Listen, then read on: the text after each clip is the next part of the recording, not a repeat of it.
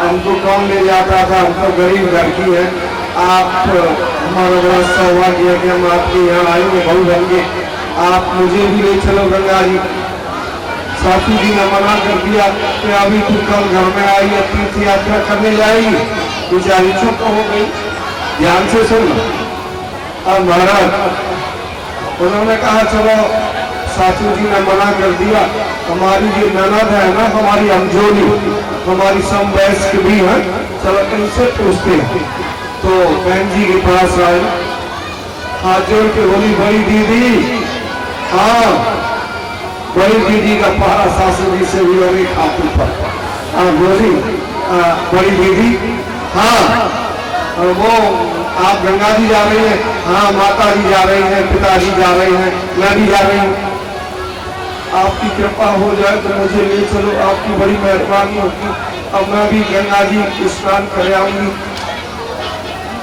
अब बहन जी ने क्या किया, बड़ी दीदी ने क्या किया, माता जी कोई भी गंगा जी नहीं जाएगा, यही जाएगी, घर की देखभाल तुम कर लो, ये गंगा जी चली जाएगी। बस रिफ्लेक्शन फैला दिया। अब क्या रखा, अब तो बेचारी अकेली किससे बात करे।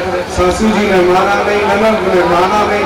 अब पतिदेव कहा नहीं, सायकाल को साइकिलिंग से या जैसे भी तैसे अपनी नौकरी से आए।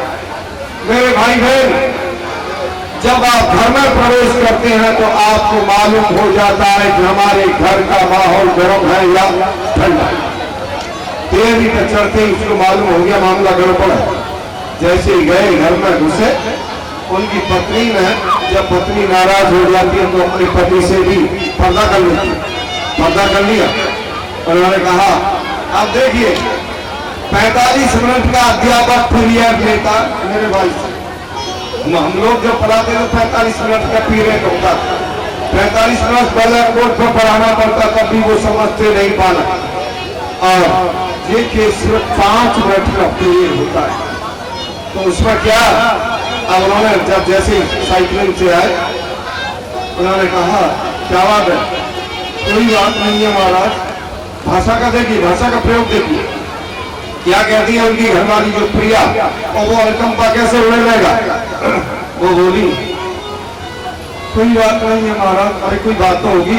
महाराज कोई बात नहीं है, मैं तो ऐसे ही रह लूंगी, मेरा तो जीवन ऐसे ही है, मैं तो गरीब आपकी बेटी हूँ, तो मैं तो यहाँ आई जैसे कैसे रह लूंगी। आप भोजन कर लो प्रभु, आप सवेरे के भूखे गए हैं, अब भोजन कर लो। आपने भोजन नहीं किया, थाली परोस के ले आए, थाली परोस के सामने रख दी, भोजन करो प्रभु।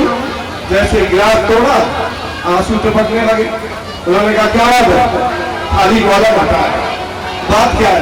महाराज आप मेरी गलती बताना, अब ये मंत्र हो रहा है, पाठ चल रहा, पीरियड ले रही है महाराज। तो उन्होंने कहा महाराज मेरी गलती बताना, मेरी कोई गलती हो तो आप बताना, स्वीकार करना। मैंने यही कहा माता जी से, माता जी मैं गरीब आपकी बेटी हूँ, अब मेरे को आप गंगा जी में चलो। माता जी ने मना कर दिया, चलो कोई बात नहीं, माता जी ने मना कर दिया। लेकिन आपकी बहन जी ने जाने क्या क्या मुझसे कह दिया। अब थाली को इधर फेंका एकदम, तो लड़ाई, माता जी को डांटा और बहन जी से कहा हमारे घर में रिफ्लेक्शन फैलाने के लिए आती हो तुम, क्यों हमारे घर में झगड़ा डालती हो। चलो कोई बात नहीं है, ये गंगा जी अलग जाएंगे, हम गंगा जी अलग जाएंगे, तो मनाओ भोजन, हरिया बनाओ, हम अलग से गंगा जी चलेंगे। अब प्रहलाद जी बालकों से कहते हैं कि ऐसी स्थिति में जवानी में क्या भजन कर लोगे, होलिए करोगे कि भजन नहीं होगा। इसलिए मेरे भाई बहन, प्रहलाद जी ने यह बालकों से बताया कि कौमार आचरे प्राज्ञ धर्मान भागवता माने कुमार अवस्था ही एक ऐसी अवस्था है जिसमें कि आप भजन कर सकते हैं और कोई भी अवस्था नहीं है। दुर्लभम मानसम जन्मा माने ये शरीर भी दुर्लभ है। दुर्लभो मानसो देहो, वो देह नाम क्षण भंगुरा माने ये भी क्षण भंगुर है। तत्रापि दुर्लभम मंदे वैकुंठ प्रिय दर्शन, और वैकुंठ भगवान का दर्शन करना भी दुर्लभ है। इसलिए तुम्हारे लिए ये जवानी में भी भजन नहीं हो सकता। मैंने कहा तो सभी बालक आए, नवमन की श्रीमन नारायण नारायण नारायण नारायण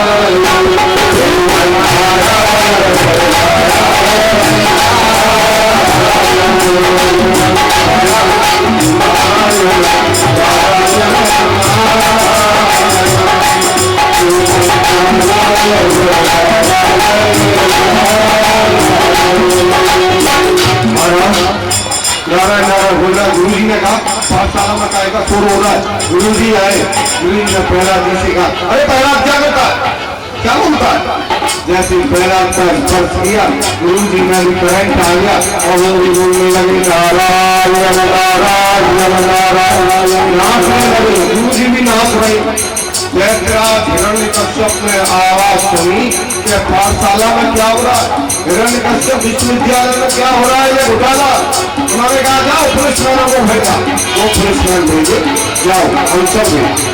जो सिपाही आए, सिपाहियों गुरु जी को जांच रही है, गुरु जी का स्पर्श किया। गुरु जी को चोरी में फुलवा दिया गया, गुरु जी के प्राणों को बचा। गुरु जी क्या करते हो? उस सिपाहियों के अंदर भी करंट आ गया, वो भी नाचने लगे।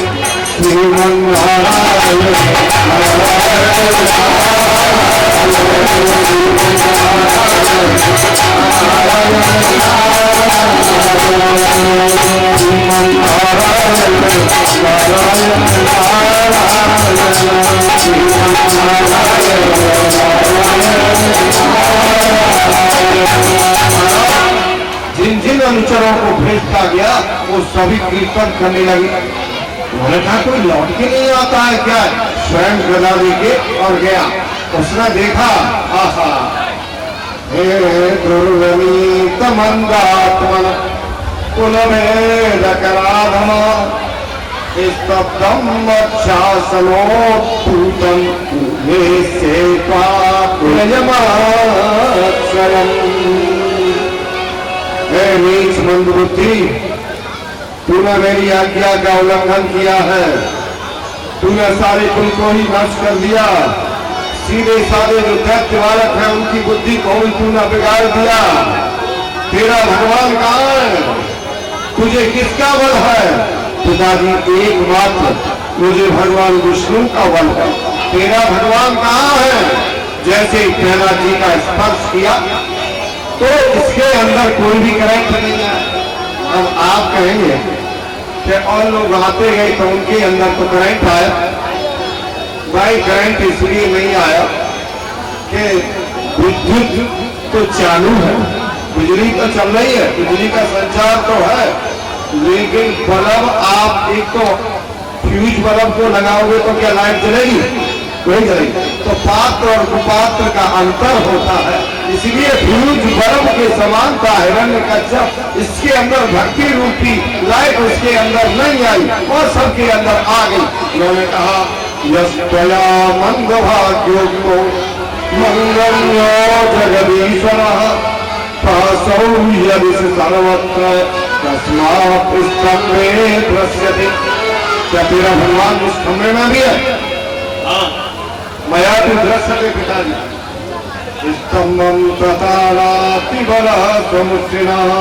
महाराज एकदम उसने मुष्टि का प्रहार किया, भगवान प्रकट हो गए। बोलो नरसिंह भगवान की जय। नरसिंह भगवान अपने पैतृ बदल रहे और ये अपने पैतृ बदल रहा। महाराज हिरण्यकश्यप देखता है विचित्रो अहो में तन्न मगेन्द्र। अरे ये कौन है? मेरा ये क्या करेगा? एकदम गर्जना करता हुआ गदा लेकर के नरसिंह भगवान ने जैसे ही और महाराज गदा लेकर के उनके पास आया, तुरंत हाथ से भगवान ने पकड़ना चाहा, निकल के भाग गया। देवताओं ने प्रार्थना की कि महाराज इसको जल्दी समाप्त करो। भगवान हिरण्यकश्यप को ले गए बेहरी और प्रदोष मेला की संध्या काल का समय था। न तो संध्या ही हुई है और न दिन ही, बीच का समय प्रदोष मेला समझिए। और अपनी जानों पर उसको लेके और कहा कि दिन तो नहीं है, रात में तो नहीं है, शस्त्र से तो नहीं है, अस्त्र से तो नहीं है, नर से तो नहीं है, मृग से तो नहीं है, ब्रह्मा जी के द्वारा रचे हुए और किसी भी प्राणी से तो नहीं है, और तेरे लिए किसी भी महीने में तो नहीं है। तेरे लिए स्पेशल महीना बनाया है आदित्य। महाराज नाखूनों से उसकी आंखों को खींच के और अपने गले में पहन दिया। बोलो नरसिंह भगवान की जय। महाराज भगवान की कुटिर होने पर कोई भी संसार में बाकी नहीं रहता है। अब तो जैसे ही हिरण्यकश्यप समाप्त हुआ, भगवान के क्रोध को शांत कौन करे? लक्ष्मी जी से कहा, लक्ष्मी जी आप तो भगवान के पास रहती हो, आप ही जाओ भगवान के क्रोध को शांत करो। लक्ष्मी जी आई आरती लेगी। जैसे ही नरसिंह भगवान ने दहाड़ दैया मैया करते हुए था कि लक्ष्मी जी भी चली। उन्होंने कहा नहीं, इतना नहीं जाऊंगी, मुझे डर लगता है। फिर प्रहलाद जी से कहा, बेटा प्रहलाद तुम्हारे कारण ही भगवान ने ये रूप धारण किया है, तुम जाके भगवान को प्रसन्न करो। जैसे ही प्रहलाद जी महाराज गए और प्रहलाद जी महाराज के गोद में बिठा दिया, नरसिंह भगवान ने और अपनी जीव से चाट रहे ला कर रहे हैं। नरसिंह भगवान ने क्या कहा प्रहलाद जी से, बेटा बोले प्रभु प्यारे कोमल अंग तुम्हारे हाय, दुष्ट असुरों में मारा मम नाम एक गाने में। बेटा से गिरायो जल निधि में डुबायो, अग्नि में जलायो, कमी राखी न सताने में। तुलसी लगा, भगवान ने छाती से लगा दिया पहला जी। तुलसी लगाए लपटाए प्रभु बार बार, करुणा स्वरूप बने करुणा दिखाने में। मंजुल मुखार बिंद चूर चूर प्रभु कहे, क्षमा करो पुत्र मोहि तेरा बेटा मुझे क्षमा करो, मुझे आने में देर हो गई। बबू पचवाया सुकुमार, कहाँ था तुम्हारा ये कोमल शरीर और कहाँ कैता प्रमत्तकृतदार रजातनास्ति, आलोचितो हि विजयो यमभूतपूर्वं क्षन्तव्यमङ्गयति मे समये विलम्बः। बेटा यदि मुझे देर हो गई है तो मुझे क्षमा कर, बस मैं यही चाहता। प्रहलाद जी ने भगवान के चरणों में गिर पड़े और नरसिंह भगवान की स्तुति करने। ब्रह्मा गया स्वर्ग नाम लयो प्रसिद्धा, सत्वैकतान्मतयो वचसां प्रवाह, नारादितं भोगैरतुनापि समय हर परम सात्विक ब्रह्मादि देवता मणिगण सिद्धेश्वर अनेक स्त्रोतों से अब भगवान की स्तुति कर रहे हैं। भगवान ने अपने मुखाम्बुज श्री को सबको दिखाया, बेटा तुम वरदान मांग लो। उन्होंने कहा, क्या कहा प्रहलाद जी ने? महाराज पहला वरदान मैं ये मांगता हूँ कि मेरी मांगने की किसी से कुछ इच्छा नहीं, दूसरा वरदान ये मांगता हूँ। दूसरा वरदान और है, क्या मेरे पिताजी ने जो आपसे अपशब्द कहे, आपका अपमान किया है, उनकी दुर्गति नहीं। उन्होंने कहा, बेटा तेरे जैसा पुत्र, तेरे जैसा वैष्णव अगर किसी घर में पैदा हो जाता है तो वो 21 पीढ़ी पहले की और 21 पीढ़ी बाद की कर जाती है। बेटा तुम अपने पिताजी की अंत्येष्टि क्रिया कर। नरसिंह भगवान ने प्रहलाद जी का राज्याभिषेक किया और अंतर ध्यान हो गया। बोलो नरसिंह भगवान की जय। उनका राज्याभिषेक किया, उन्होंने अपने पिताजी का अंतिम संस्कार किया और बड़ा श्रमधाम स्त्री धाम इत्यादि के बारे में उन्होंने बताया। उन्होंने वर्णाश्रम धर्म के बारे में बताया, गृहस्थियों के बारे में बताया, देखिए, हमारा जो सनातन धर्म है वो 31 चीजें मुख्य माननी चाहिए। आप तो जो भी 31 चीजों को नहीं मानते हैं तो देखिए, सत्य, दया, एकादशी व्रत, जन्माष्टमी का व्रत और शिव चतुर्दशी का व्रत, इनको तो करना चाहिए। सोमवती अमावस्या इत्यादि को होना चाहिए। और महाराज साम दाम अहिंसा ब्रह्मचर्य, इसका पालन करना चाहिए। और भगवान का भजन करना चाहिए, संध्या वंदन करना चाहिए। इस प्रकार से उन्होंने ये सनातन धर्म के 31 नियम बताए। और देखे, ब्रह्मचारी और वानप्रस्थ के धर्म बताए। ब्रह्मचारी सबसे पहले गुरुकुल में जाए और 25 वर्ष तक ब्रह्मचर्य का पालन करे। जो भी भिक्षा में लाए वो गुरु जी के अर्पण करे। जब एक नैतिक ब्रह्मचारी होता है और ब्रह्मचारी के बाद में अपने घर आए और अपने माता पिता के द्वारा जो शादी होती है, आज हमारे यहाँ 8 प्रकार की शादी होती है। हमारा जो आपका शादी होती है वैदिक रीति से ब्राह्मो दैवत तथा आर्ष, ब्राह्म विवाह होता है हमारे तुम्हारे यहाँ, और आर्ष विवाह होता है। और पैसा जो पैसा विवाह वो अष्टम अदम है, और बाकी के अदम है। हमारे तुम्हारे 2 ही विवाह होते हैं, माने ब्राह्म और आर्ष। इस विवाह से ब्राह्मो दैवत तथा आर्ष ये विवाह है। इस रीति से विवाह करे और पत्नी घर में आ जाए और अपनी गृहस्थी का पालन करे। गृहस्थी होगा सबसे बड़ा धर्म है भाइयों। चारों आश्रमों में जो गृहस्थ आश्रम है वो सबसे बड़ा है। गृहस्थ आश्रम से सारे आश्रमों का संचालन होता है। वानप्रस्थ भी इससे चलता है, ब्रह्मचर्य भी इससे चलता है, और तुम्हारा संन्यास आश्रम भी इसी से चलता है। तो गृहस्थ आश्रम में कोई भी आपके दरवाजे पर आए, अतिथि का मतलब होता है न तिथि यस्य स अतिथि, जिसकी तिथि का आपको मालूम नहीं है, बगैर बुलाए आपके घर आता है तो उसका सम्मान करिए। आपके यहाँ कुछ भी नहीं है खाने पिलाने के लिए, आपका कोई साधन नहीं है तो कहा तो जल पिला दिया। जल भी नहीं है तो आप जमीन पर बैठाओ। जमीन भी नहीं है आपके पास, बैठाने का भी साधन नहीं है तो अंत में ये कहा बचने का दरिद्रता, वाणी का दरिद्र नहीं पड़े, और वाणी से ही उनका स्वागत करें। आइए साहब, बैठिए साहब। इसलिए अतिथि का सत्कार करो। अगर अतिथि किसी के दरवाजे से विमुख चला जाता है तो वो अपने पापों को ले जाता है और आपके पुण्यों को लेके चला जाता है। इसलिए इस बात का ध्यान रखना।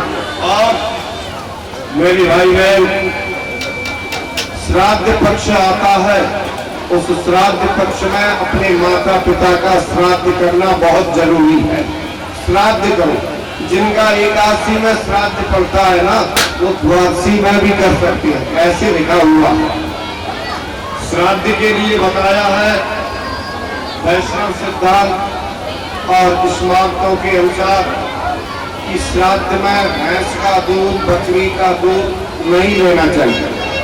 किसी के घर से ये कहकर के दूध नहीं लाए या सामान कि आज हमारे घर श्राद्ध है, आप हमको अमुक वस्तु दे दीजिए या दूध दे दीजिए, ऐसा बोल के नहीं आए।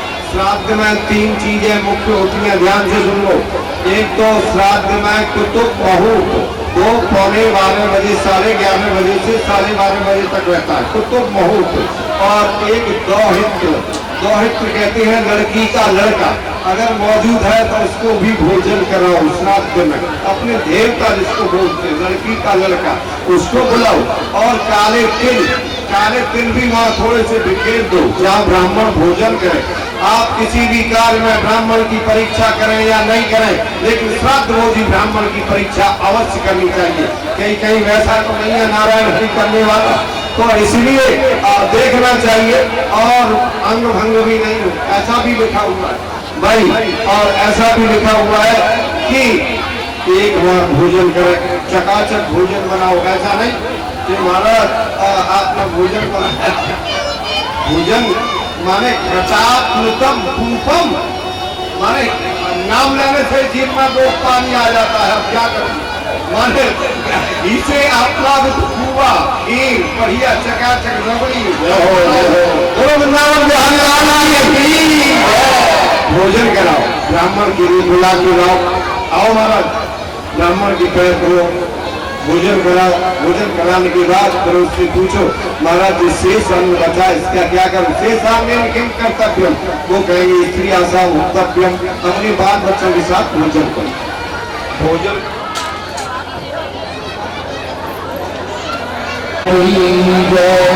देखिए श्राद्ध में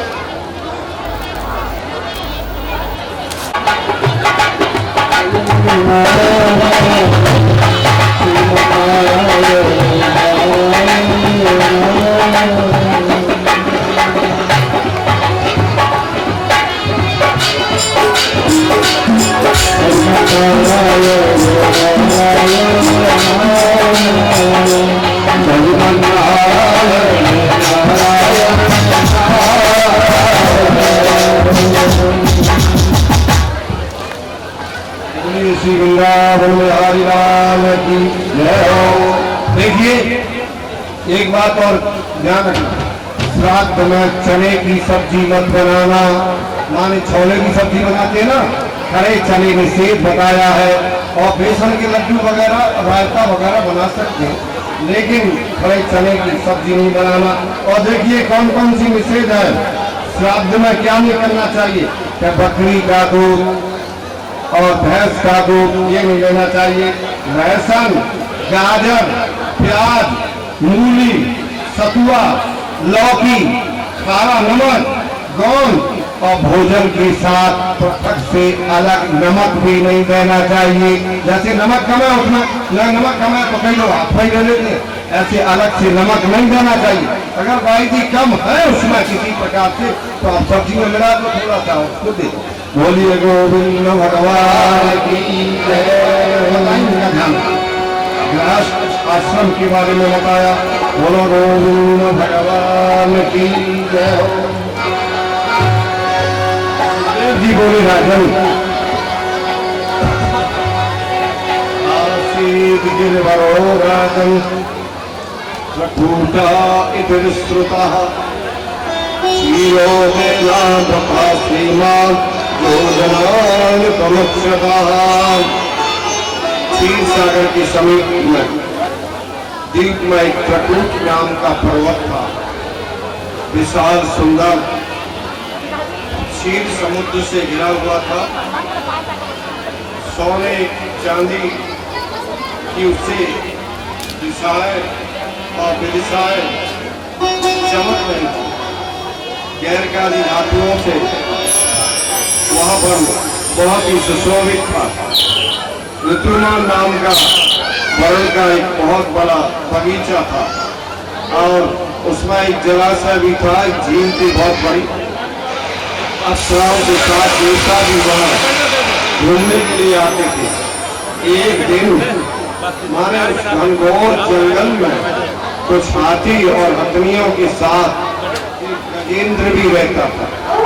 एक दिन गजेंद्र घोर प्यास से व्याकुल तो भाई और प्यासा भी था, साधारण प्राणियों की तरह अपने परिवार के साथ और जलाशय में आया। जलाशय में आके स्नान करने लगा। देखिए मेरे भाई बहन, ये गजेंद्र कौन है?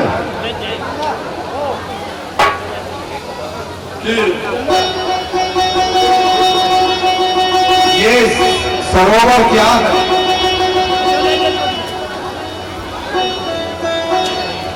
संसार ही सरोवर है।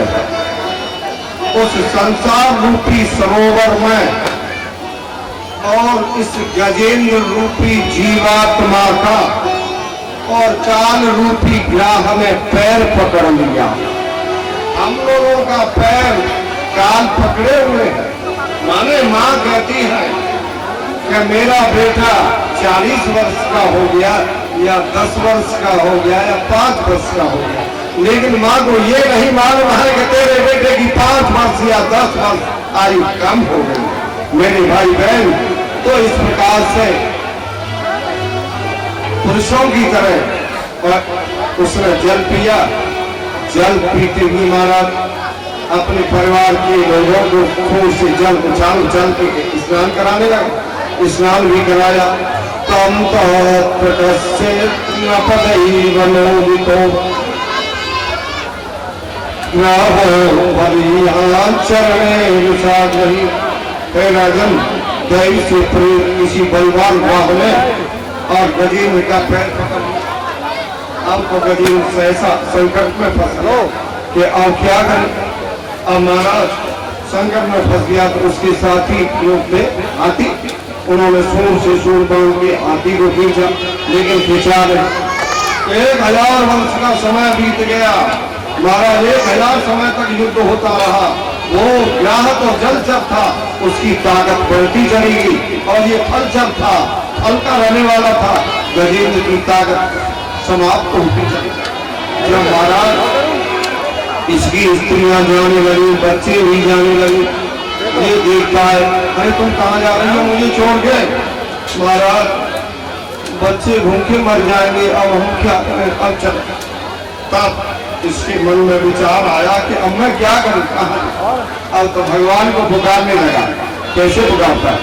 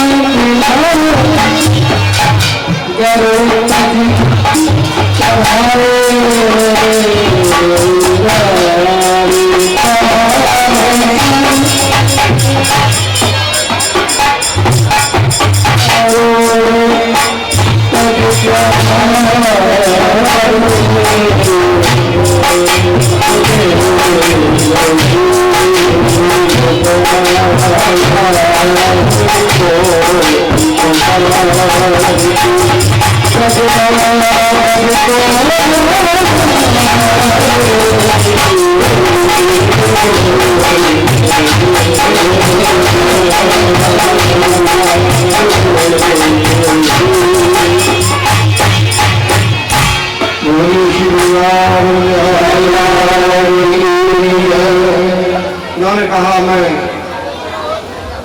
काल चक्र में फंस गया। जब सभी घर वाले जाने लगे, गृहिणियां भी चलने लगी, बच्चे भी चले गए, सबने सोच लिया कि ये बचने वाला नहीं है, चलो सब चले आए। तो उसका ध्यान गया, धर्म कामार्थ विमोक्त काम भजन तेष्टाम गतिमाप्नुवन्ति किंवा शिशोरात्यपि देहमप्रियं तरो मेघाभ्यदयो विमोक्षणम्। महाराज, धर्म अर्थ काम मोक्ष जो कुछ भी आपसे मांगते हैं वो सब आप कुछ प्रदान करते हैं। मैं इस समय मेरे प्राणों पर संकट पड़ रहा है, हे गोविंद हे गोपाल, तब तो जीवन हारे, अब हम जीवन को हार गए हैं, अब हमारे प्राणों को तुम बचा सकते। सभी ओर से हो गया जब गजराज उदास,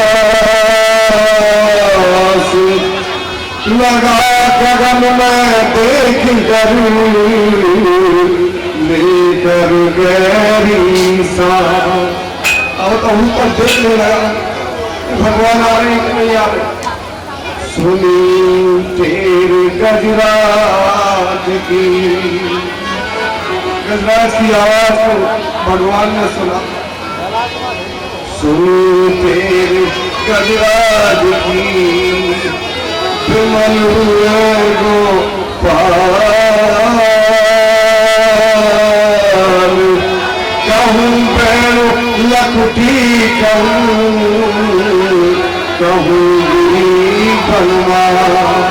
भगवान इतने में हाथी शब्द का उच्चारण होता है, गज कहते हैं। इतनी देर में तो गजेंद्र के पास आ गया। गजेंद्र ने देखा एक सूर तिल की बराबर रह गई थी, डूबने की बराबर पानी, एक कमल का फूल उसकी सूर में आ गया। भगवान को भजन करता है, नारायण नमस्ते।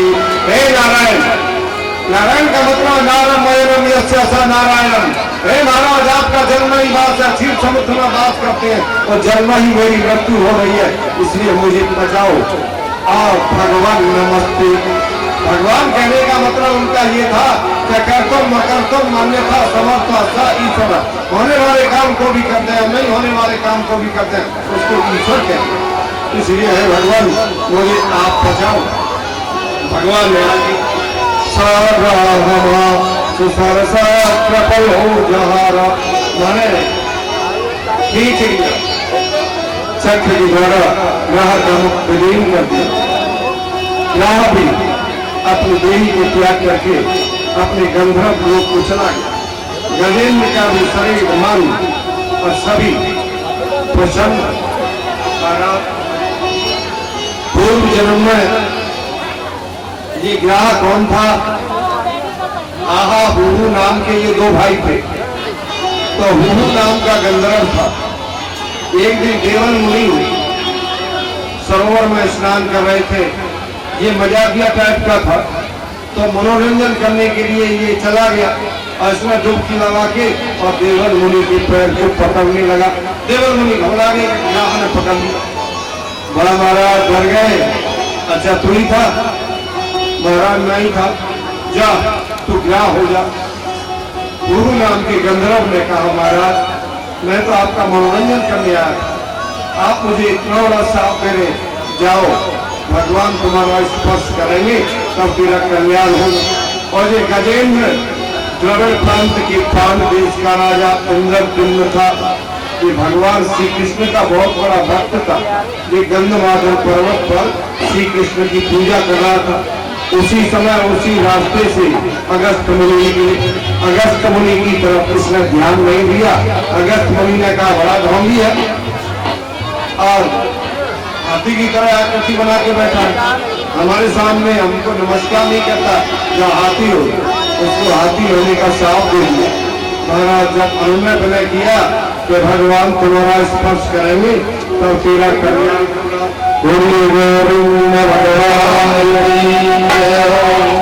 पांचवें मनु का नाम रैवत था। ये तामस मनु के सहोदर भाई थे। ऋषियों ने पूछा कि महाराज सुखदेव जी से क्या ये बताओ समुद्र मंथन क्या हुआ, क्या बात हुई, ये बात बताओ। उन्होंने कहा एक समय महर्षि दुर्वासा कहीं जा रहे, रास्ते में इंद्र की उनसे भेंट हो गई। दुर्वासा ऋषि ने अपने गले की माला उतार के और इंद्र की गले में डाल दी। इंद्र ने अहंकार वश माला उतार के ऐरावत हाथी के मस्तक पर डाल दी। ऐरावत हाथी ने उस माला को सूंड से खींच के और पैरों में कुचल डाला। दुर्वासा ऋषि से ये दृश्य देखा नहीं है। उन्होंने कहा इंद्र तूने मेरा अपमान किया है, तू त्रिलोकी की लक्ष्मी से हीन हो गया, साफ दे दिया। दुश्मन मौके की तलाश में रहता है। दैत्यों को मालूम पड़ा कि सांप लग गया, चढ़ाई कर दी।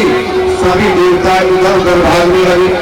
महाराज छुपने लगे और ब्रह्मा जी के पास गए। ब्रह्मा जी भगवान के पास ले गए। महाराज बचाओ, प्राणों को बचाओ। कैसे ही बचाओ?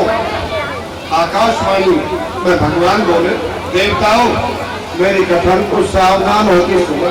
उन्होंने नीति बताई। देखो क्या नीति बता रही भगवान, क्या देखो अरयोपि संदेहा सती कारलार्थ गौरवी आयनु सगवत देवा अर्थास्य पदविंगतै। उन्होंने कहा कि कार्य की कठिन स्थिति होने पर शत्रु को आप जीतने में असमर्थ हैं तो उससे संधि कर लो तो तुम्हारा काम बन जाएगा। मानो राजीनामा करो। अगर आप जीतने की सामर्थ्य है तो जीतो, अगर जीत नहीं सकते हैं तो शत्रु से संधि करने में ही फायदा है। जैसे एक मदारी की पेटी में सांप रहता था, उससे चूहा उसमें आ गया। सांप ने कहा चूहे से कि तू इस पेटी को काट दे। चूहे ने कहा मेरे को खा जाएगा ये, पेटी काट दूंगा। उन्होंने कहा नहीं हम तुम मित्र हैं, कोई घबराने की बात नहीं। उन्होंने कहा चूहे ने पेटी को काट दिया तो सबसे पहले सांप ने चूहे को ही खाया और निकल के चला गया। तो इसलिए उन्होंने कहा कि तुम दैत्यों से संधि कर लो और समुद्र मंथन का प्रस्ताव रखो उनके सामने जाके कि हम दोनों मिलकर समुद्र का मंथन करेंगे। इंद्र ने कहा हम अकेले ही कर लेंगे, आप क्यों ऐसा कर रहे हैं, हम समर्थ हैं। उन्होंने कहा नहीं, कुछ ऐसी चीजें होती है, ये ऐसा प्रोजेक्ट है कि बिना पार्टनरशिप के नहीं हो सकता, इसमें पार्टनरशिप जरूरी है, इसमें दो तभी होगा। देवता दैत्यों को भी आप शामिल करो इसमें। भगवान के कहने से इंद्र राजा बलि के पास गए। राजा बलि से कहा लड़ाई झगड़ा तो बहुत दिन हो गया, अब राजीनामा करो।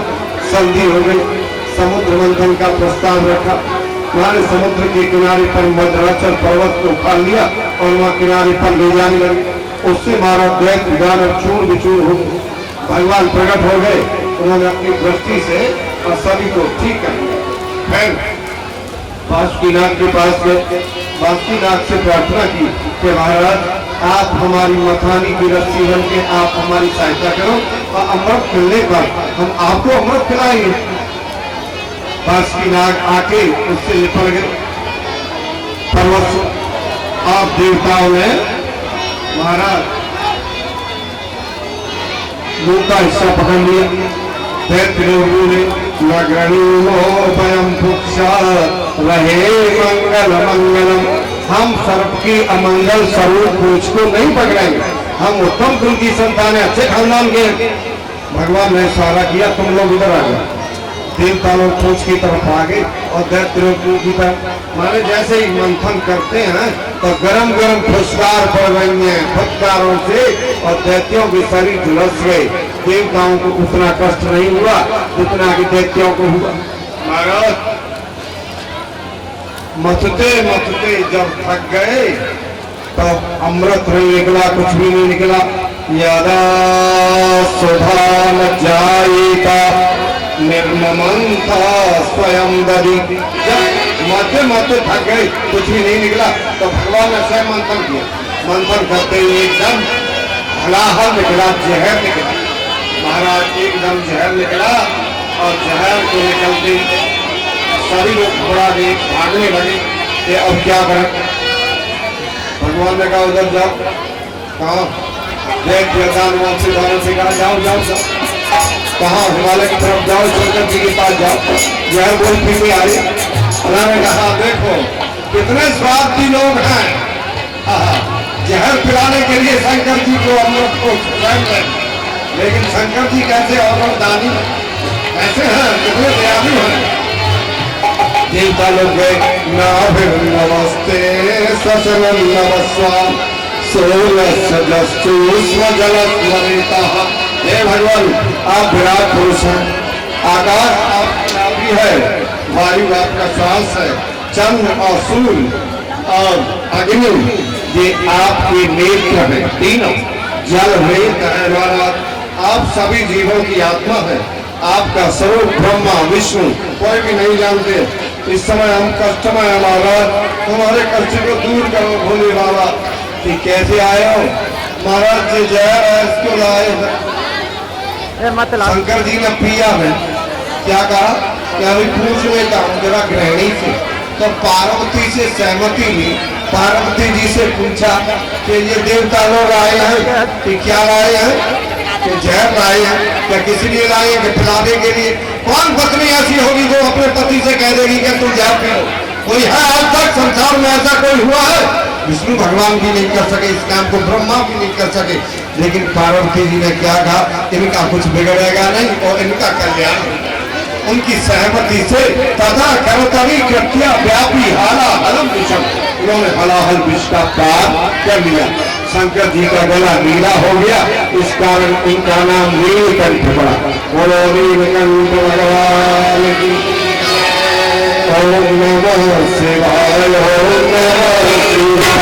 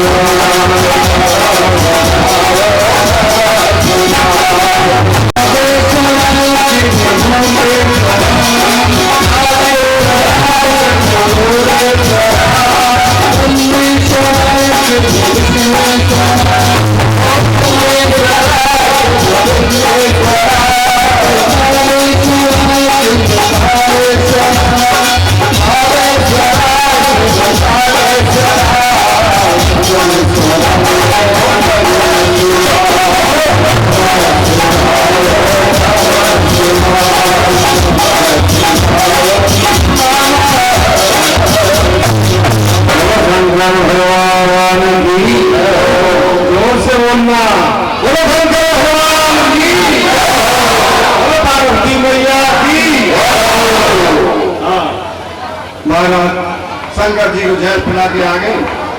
फिर समुद्र का मंथन हुआ, कामधेनु गाय प्रकट हुई और देवताओं ने हानि के लिए ग्रहण कर लिया।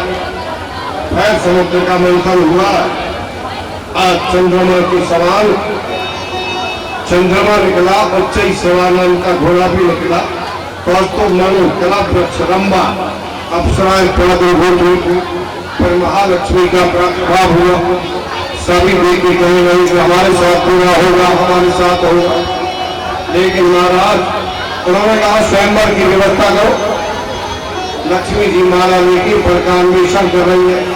उन्होंने कहा ये ब्रह्मा जी कैसे रहेंगे? ठीक नहीं है, ये भी ठीक नहीं है। उन्होंने कहा इंद्र, अरे ये तो डरपोक है, थोड़ी सी आपत्ति आ जाती है तो ये तो डरने लगता, ये भी ठीक है। उन्होंने कहा जी मार्कंडे ये भी ठीक है। परमे परम सर्वगुणैरपेक्षितम् नमाम कुंदम निरपेक्षमीक्षितम्। सबके देखते देखते विष्णु के गले में माला डाल दी।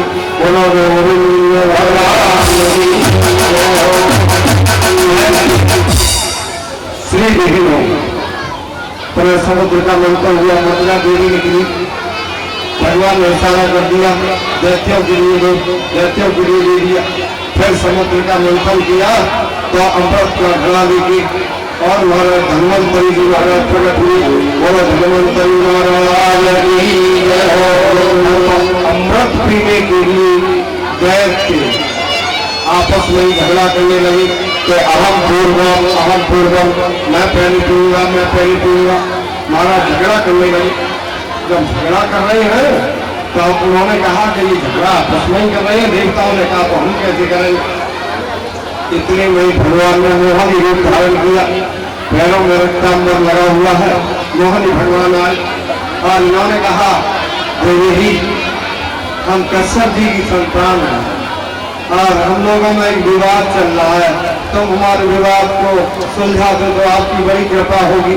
मोहन भगवान बोले विश्वास दिलाने के लिए, क्या देखो भाई मैं पुरुषली स्त्री हूँ, आपको पुरुषली स्त्री का विश्वास नहीं करना चाहिए। मेरा क्या ठिकाना है आज यहाँ कल वहाँ, तो मेरा विश्वास क्यों करे? नहीं महारानी जी आप हमको विश्वास है। कामांधों ने मोहनी भगवान के हाथों में अमृत का घड़ा दे दिया। मोहनी भगवान ने कहा अच्छा बांटे देती हूँ, चलो मैं बांट दूँ। मोहनी भगवान मंद गति से चल रहे। मंदम मंदम गमनम पुत्र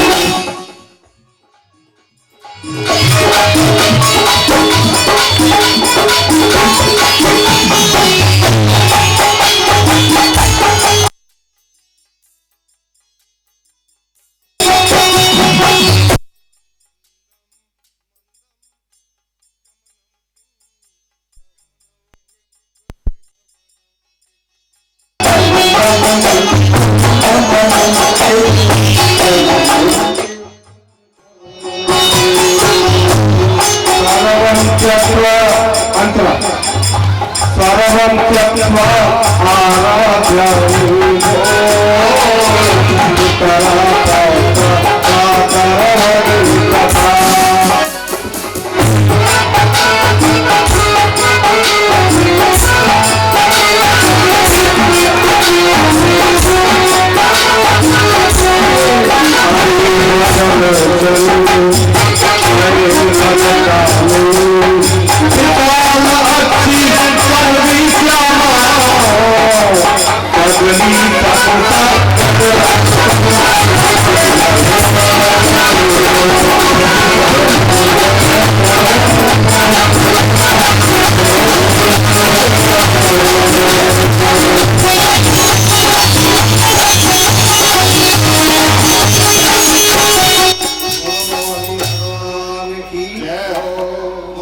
भगवान ने कहा एक लाइन में बैठ जाओ, दैत्य एक लाइन में देवता।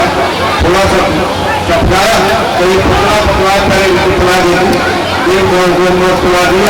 चंद्र और सूर्य के बीच में राहु भी आ गया, उसने भी कोई दिया। चंद्र और सूर्य ने इशारा किया, भगवान दूसरी पार्टी का भगवान देव, उन्होंने चक्र सुदर्शन से सिर काट दिया। राहु छाया केतु, राहु की छाया ही केतु के रूप में परिणित। बोलिए गोविंद भगवान की जय। परिश्रम पूर्वक समुद्र मंथन करने पर और दैत्यों को अमृत नहीं मिला। अब तो दैत्य वही महाराज समुद्र के किनारे पर टूट पड़े और कहने लगे, अरे वो कहाँ चली गई? दैत्यों ने कहा चली नहीं गई, वो चला गया। महाराज ऐसा घमासान युद्ध हुआ कि दैत्य लोग समाप्त हो गए। ब्रह्मा जी ने नारद जी को इंद्र के पास भेजा और कहा कि जाओ इंद्र से कहो कि युद्ध बंद कर दे और जितने भी दैत्य बच गए हैं उनको शुक्राचार्य जी के पास ले जाओ और शुक्राचार्य जी अपनी अमृत संजीवनी विद्या के प्रभाव से उनको जीवित करते। बड़ी प्रवृत्ति, सभी दैत्य मारे गए। लड़ाई में ऐसा भयंकर युद्ध हुआ, देवासुर संग्राम। नारद जी के कहने से इंद्र ने युद्ध बंद कर दिया। जो भी दैत्य बच गए वो शुक्राचार्य जी ने अमृत संजीवनी विद्या के प्रभाव से उनको जीवित कर दिया। महाराज शंकर जी को मालूम हुआ कि भगवान ने मोहिनी अवतार धारण किया है। वो मोहिनी अवतार का दर्शन करने भी आए थे और भगवान ने उनको मोहिनी अवतार का दर्शन दिया। उन्होंने कहा, भगवान आपने मेरी मोहिनी अवतार के महत्व को बढ़ा दिया। कहाँ तो आप काम को जलाने वाले और कहाँ मेरे से मोहित हो जाए। भगवान ने ये कहा, बोलिए मोहिनी भगवान की जय हो। शेष 8 मंत्रों की कथाओं का वर्णन किया। भवे पदत्रया भूमे कसमाधर्या चता सर्वानंद परिपूर्ण भगवान वामन ने 3 पैर पृथ्वी राजा बलि से क्यों मांगी और न मिलने पर निरपराध राजा बलि का बंधन क्यों किया? सुखदेव जी बोले, राजन देवासुर संग्राम में इंद्र ने बलि को मारकर त्रिलोकी का राज्य प्राप्त कर लिया, जीवित कर दिया।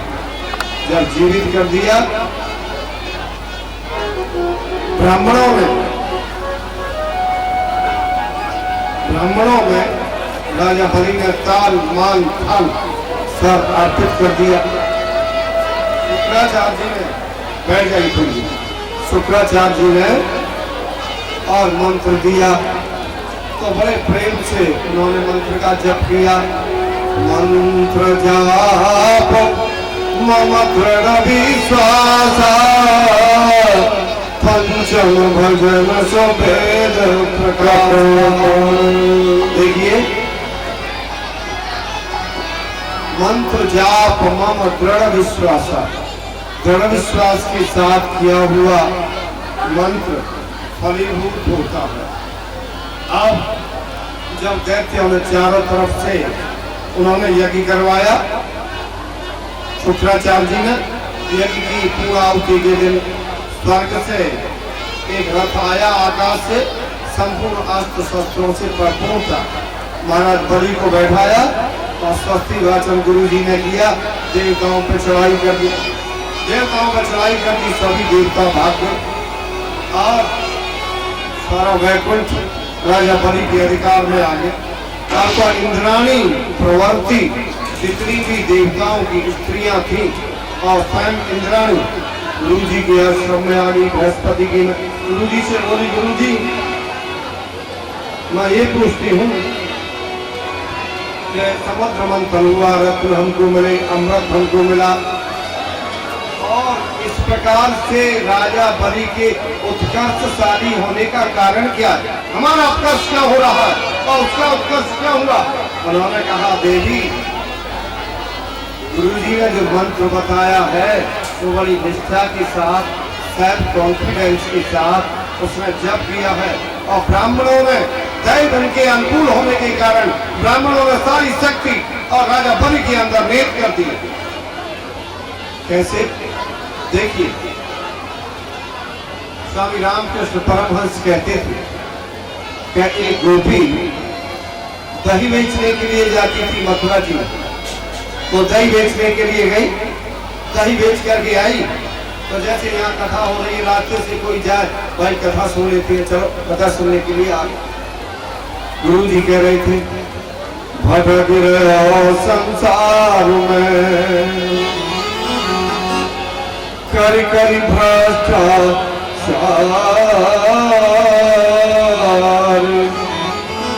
भवसागर से जीव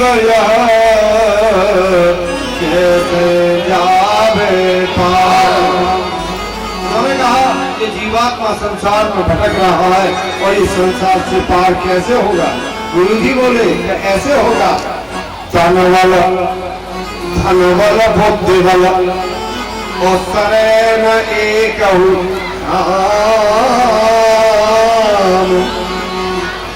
एक बार मुख से कहो जय श्री राधे श्याम। राधे श्याम नाम की नौका पर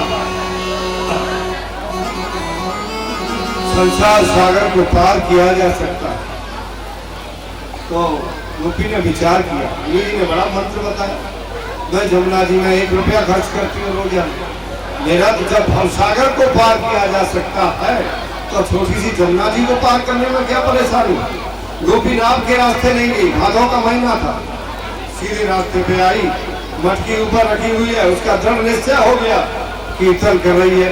कैसे करती है? मेरो राधा रमन गिरधारी गिरधारी श्याम बनवा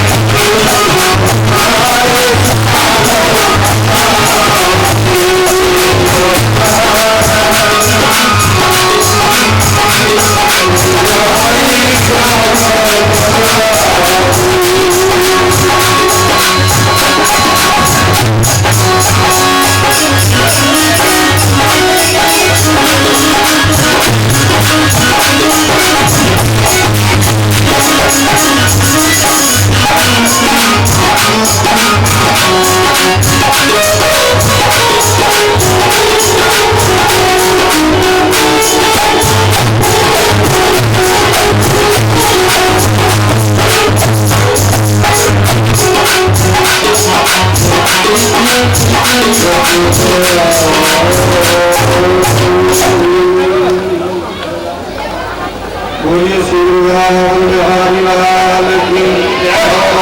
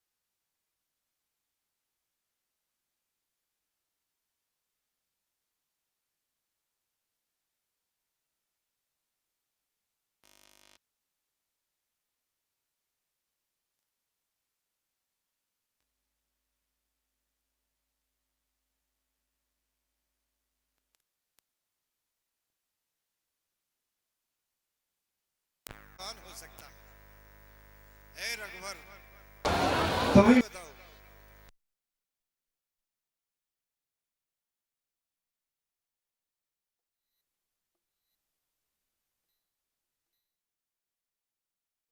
तुमको मेरी लाज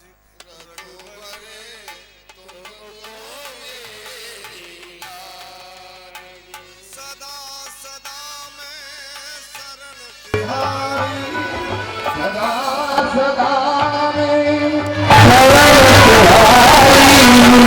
तुम हो बड़े गरीब निवाज रघुवरे तुमको मेरी लाज रघुवरे तुमको मेरी लाज रघुवरे तुमको मेरी लाज रघुवरे तुमको मेरी लाज रघुवरे तुमको मेरी लाज पथिक उदाहरण बिरद तुम्हारो पथिक उदाहरण बिरद तुम्हारो तुम बड़े गरीब निवाज रघुवर तुमको मेरी लाज रघुवर तुमको मेरी लाज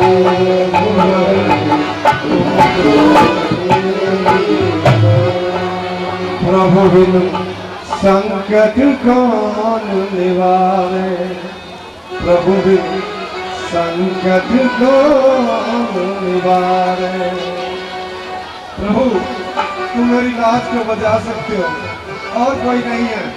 एकदम भगवान और मूर्ति फोड़ करके प्रकट हो गए। जब प्रकट हो गए मुरली मनोहर आहा अम्बरीश जी देख रहे हैं खड़े खड़े आश्चर्यचकित हो गए।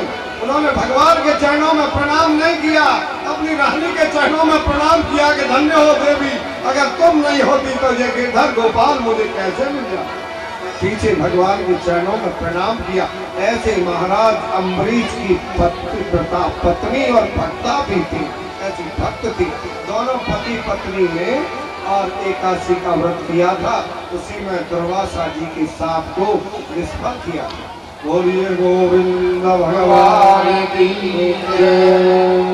महाराज अम्बरीश ने जब प्रार्थना की थी तो सत्य सुदर्शन शांत हुए थे, उनके प्राण बचे। इसी वंश परंपरा में हमारा मानधाता पैदा हुए। मानधाता की 50 कन्याएं थीं, वो 100 भाई मुनि के लिए ब्याही गई थी। मानधाता के वंश में त्रिशंकु हुए, त्रिशंकु के हरिश्चंद्र हुए, हरिश्चंद्र के महाराज रोहित हुए, रोहित के वंश में सगर का जन्म हुआ था। और महाराज कपिल जी के साप से और उनके वंश में जब अंशमान हुए और दिलीप हुए, भागीरथ जी हुए, तब भागीरथ जी गंगा जी को लाए और गंगा जी लाने के कारण उनके जो परिवार के लोग दग्ध पड़े हुए थे कपिल जी के हिसाब से, उनका उद्धार हुआ। बोलो गंगा महारानी की जय। देखिए पटवांगा दीर्घबाहु रघु तस्मात् पृथुश्रता अजस्ततो महाराजा तस्मात् दशरथो भवत्। ये अब 1.5 अध्याय में रामायण है मेरे भाई बहन, रामायण की कथा है। रामायण सतकोट या 12 रामायण का बहुत है, लेकिन समय अभाव के कारण कुछ चौपाइयों पर डिस्कस करेंगे, ज्यादा समय नहीं है। देखिए रामायण में आपने देखा होगा, रामायण का मतलब क्या है? रामायण किसे कहते हैं? रामस्य अयनम रामायणम, माने राम जी का जो घर है वही रामायण है। रामायण में पहले वह आया है, वह वर्णा नाम संगानाम रसानाम छंद सामपी, और अंत में आया है माँ। रामायण में लोभी के प्रिय दाम दिन रात निरंतर प्रिय लाडो को नाम, माँ आया। तो दोनों शब्दों को मिलाओ क्या बन गया?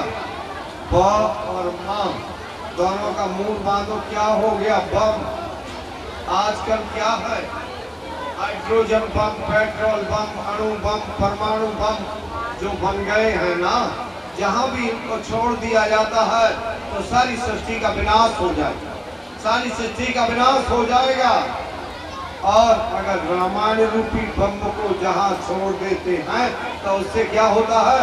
सृष्टि का विकास होता है। बोलिए राम जी महाराज की जय। पहले थोड़ा सा राम जी की कथा चलेगी तो राम जी का कीर्तन हो जाए, करीब 2 मिनट ही ज्यादा। हम राम जी के राम जी हमारे, हम राम जी के राम जी हमारे, राम जी के राम जी हमारे, हम राम जी के राम जी हमारे, हम राम जी के राम जी हमारे, हम राम जी के राम जी हमारे, हम राम जी के राम जी हमारे, हम राम जी के राम जी हमारे।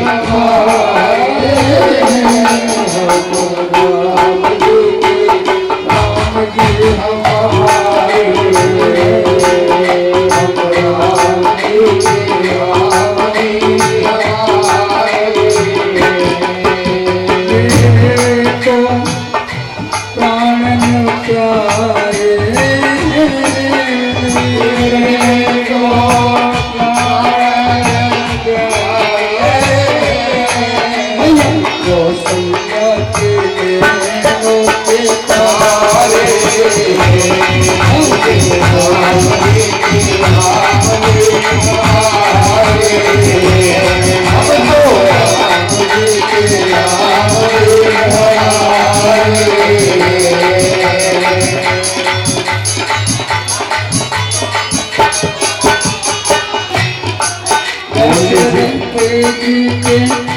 प्राणों से प्यारे, दशरथ जी के प्राणों से प्यारे,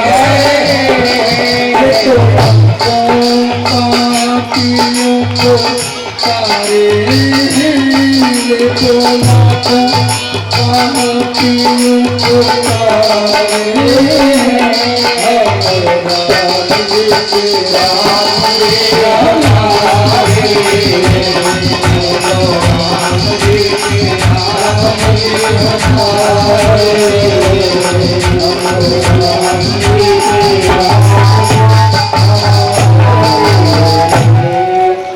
बोलिए श्री राजा रामचंद्र की। मन मारू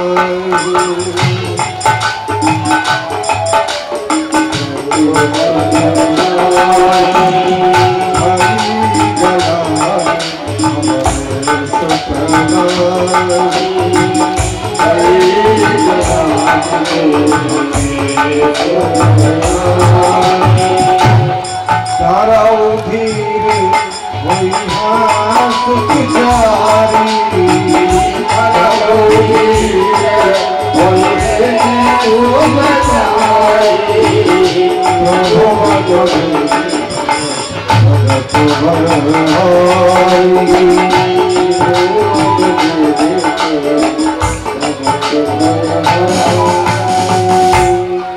राजा ने कहा एक बार भूपत बनवाए भाई गलाल हमारे सतनाई हमारे कोई पुत्र नहीं है गलानी भी तो राजा दशरथ से पुत्रेष्टि यज्ञ करवाया गया। पुत्रेष्टि यज्ञ किसने की? श्रृंगी ऋषि ने। श्रृंगी ऋषि दो हुए हैं। कौन से श्रृंगी ऋषि? एक तो समीप मुनि के पुत्र थे जिन्होंने राजा परीक्षित के लिए साथ दिया था। क्या वो श्रृंगी ऋषि? नहीं, ये विभांडक मुनि के पुत्र थे। श्रृंगी ऋषि राजा रोमपाद के राज्य में रहते थे। राजा रोमपाद दशरथ जी के मित्र थे। दशरथ जी ने अपने मित्र राजा रोमपाद की सहायता से श्रृंगी ऋषि को बुलवाया। जब श्रृंगी ऋषि आए तो उन्होंने पुत्रेष्टि यज्ञ किया। यज्ञ से हवन कुंड से अग्नि दे और खीर का पात्र लेकर के प्रकट हुए। जब खीर का पात्र मिला, खीर का बंटवारा हुआ। खीर का डिवाइडेशन कैसे हुआ? महाराज, खीर का पात्र था उसमें से आधा हिस्सा लेके कौशल्या अम्मा को दे दिया और आधे में से दो हिस्से करके एक कैकेयी अम्मा को दे दिया, एक सुमित्रा जी को दे दिया। इतने में ही एक चील उड़ती हुई आई और वो एक रानी के हिस्से को लेके चली गई।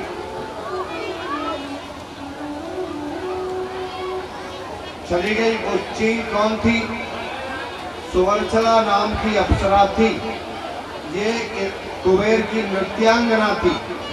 कुबेर के यहाँ नृत्य हो रहा था तो ताल भंग होने के कारण कुबेर ने ऐसे साफ दे दिया कि तू समड़ी हो जा। उसने नृत्यांगना ने कहा, अप्सरा ने, महाराज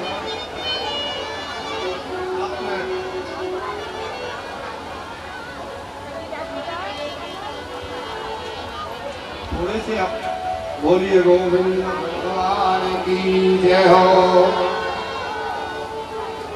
गोविंद मेरो है, गोपाल मेरो है, गोविंद मेरो है, गोपाल मेरो है, गोविंद मेरो है, गोपाल मेरो है। श्री राधा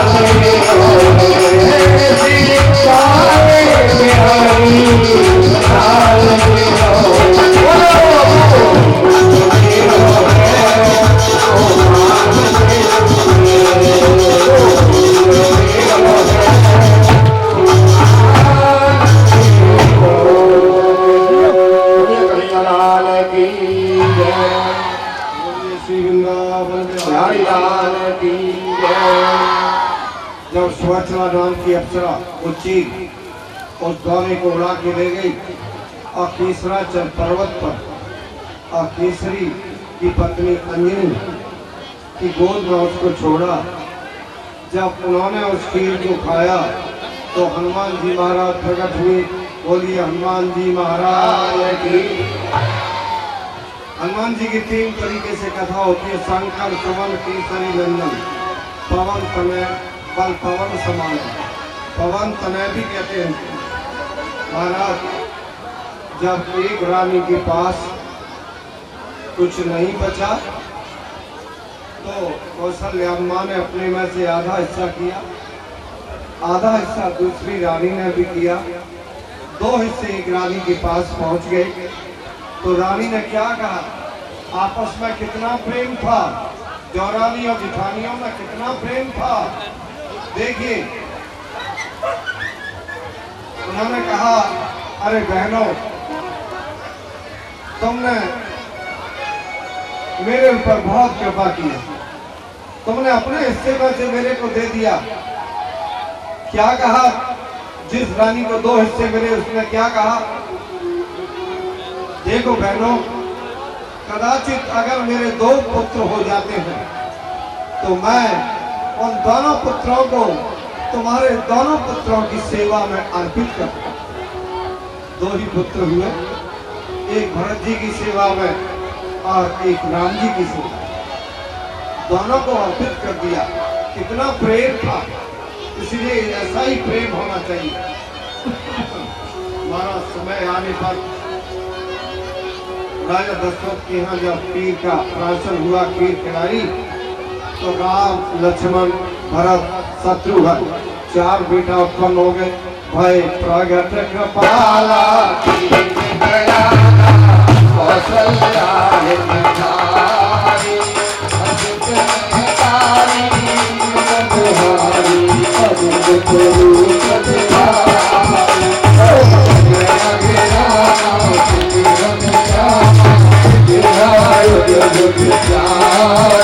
Oh,